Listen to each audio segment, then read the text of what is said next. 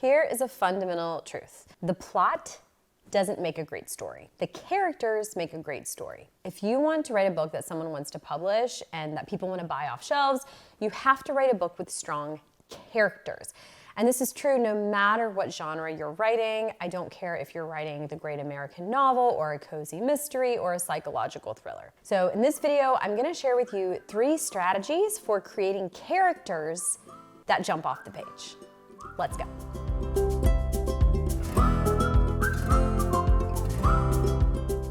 Lately, my 4-year-old son and I have been walking in a nearby park every morning, and he and I always note these yellow flowers that are just everywhere, all over the path that we walk down, and we talk about how pretty they are. Well, the other morning, Lucas, my husband, came along with us on our walk, and when we pointed out the yellow flowers, Lucas said, "Oh, you mean those weeds?"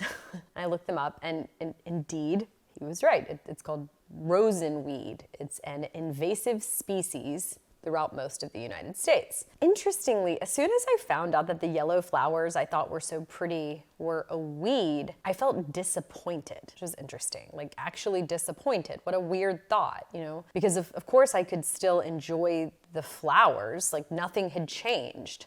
Why did simply learning that the flowers were a weed change anything about my experience of them? But it did. I felt a little bit defensive of them and a little bit sad. Now, this is just a small illustration of how the world's take on something can seep into our minds and color our experience, often in ways that we don't even notice most of the time. And this brings me to my first tip for writing unique and strong characters. Tip number 1, how is your character internalizing the world around them? If you're a fiction writer, when you write, do you think about this? Do you think about how your characters are internalizing the world around them? Here's another example with my son. Again, he is 4, and he only recently put together that he is supposed to be scared of spiders. And I watched this happen overnight. He went from being curious and excited and like letting them crawl on his hand and wanting to pick them up to literally overnight screaming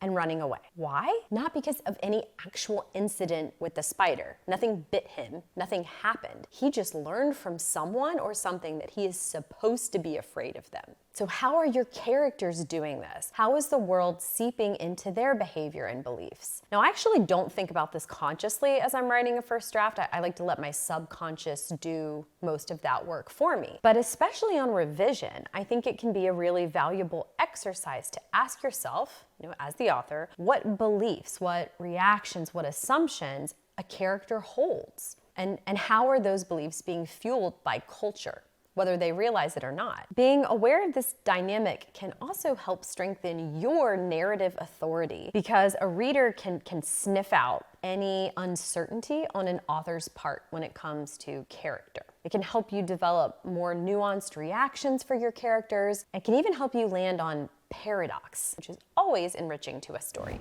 The second strategy for developing rich characters is to ask, how do they behave when they're trapped or when they feel trapped? Okay, I don't know if you caught this story. A year or 2 ago, a Sumatran tiger died at the Washington Zoo. It was a really sad article to read. Basically, as part of a breeding effort, because this species of tiger is endangered, a female tiger was brought in to be introduced to the zoo's male tiger. And while these tigers are normally aggressive, that's just part of their nature, they spar as a part of their mating rituals. In this case, the male tiger was so aggressive that his sparring caused life-ending injuries to the female tiger. As I read this story, I couldn't help but wonder if this kind of occurrence, where the mating-related aggression is so severe it becomes fatal, if it's common among this species in nature, or if the fact that the tigers were in captivity had anything to do with it. And by the way, I'm not making any claim one way or another, so you don't need to email me if you're a tiger expert and tell me that I'm wrong. I mean, you're welcome to, but sorry if I'm wrong. This got me thinking, though, more generally about how we behave when we are trapped, particularly in ways that we don't recognize, or when we feel trapped, even if we're not actually trapped. I've been reading Lauren Groff's latest novel, Matrix, and I came across something in this novel that brought this same question to mind. In her novel, there's a nightingale that has never left the castle where it was born. And all day it just kind of flies from one window to another singing. And the book says that the queen and her ladies delight in the nightingale's song. But because the protagonist of this novel, Marie, has not always lived at this castle and has heard the wild type of this breed of bird, she can hear the difference between the captive bird's song and the wild nightingale's song. And she finds the captive bird's song unbearable to listen to. Here's a quote from the novel. "It sang no inspired flights or strange tunes lifted from the hearts of other birds. It sang the same few songs, the same few ways.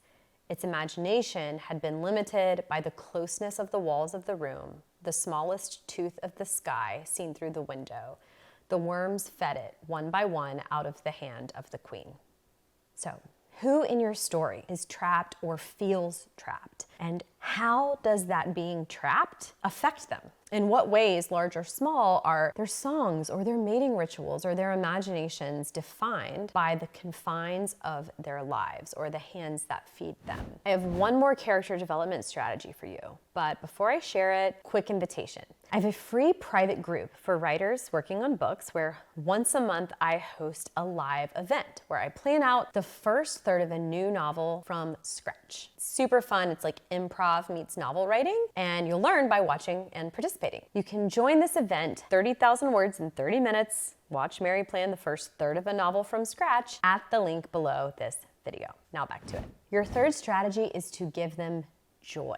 My second novel, Privilege, sold the night that my son was born. I had him at 7:30 p.m. and the next morning I woke up, which is actually not really true. I was pretty much not sleeping all night. I was next to a newborn. But anyway, the next morning I pulled up an email from my literary agent that my publisher had bought my second novel on proposal though, because I hadn't written it yet. So suddenly I had a kid to keep alive and a novel to write. It took me 6 weeks to feel up to the task of diving back into some of the writing I had been doing for this second novel. And when I finally picked up the couple of chapters I had already written before giving birth, I was struck by an observation I'd never had before about my writing. It was obvious and alarming. I hadn't given my main character any moments of joy. And as a brand new mom, joy was what I wanted most for my son from the moment he was born. That discovery led me to notice its presence or absence in my characters' lives as well. I wanted to give them joy. And not just because,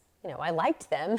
Joy is one of the things that makes life worth living, right? And narratively speaking, its power is that it is something to lose. When we give our characters moments of joy, we instantly deepen the stakes for them. You may have heard the writing advice to chase your characters up a tree and throw rocks at them. This generally means make things really bad for your characters so that the reader can root for them to get out of whatever dire straits you've thrown them into. But if what was on the ground to begin with wasn't anything to celebrate, is being stuck up on a tree so bad? So I now say, okay, fine, chase your characters up a tree and throw rocks at them. But first, give them something to lose or something to yearn for, which is joy. Give them moments of joy. If you've made it this far in the video, I'm guessing that maybe you're writing a book or you want to write a book. And if so, I have something for you. A couple of years ago, I created the 4 notebooks method. This is my process for handwriting a novel across 4 notebooks. It's a strategy to map out your story structure in a way that doesn't lock you into an outline or suck all of the fun out of the writing process. If you'd like to learn my method and get a free digital template for writing your novel, go to the link below this video. To get the template, all you have to do is apply for my program, the Book Incubator. It's only 2 questions to apply. It'll take under 5 minutes, and you'll get the template right away, whether you join or not. There's no pressure to enroll. So just click below, tell me a little bit about you and your book or your book idea. I'm excited to hear from you.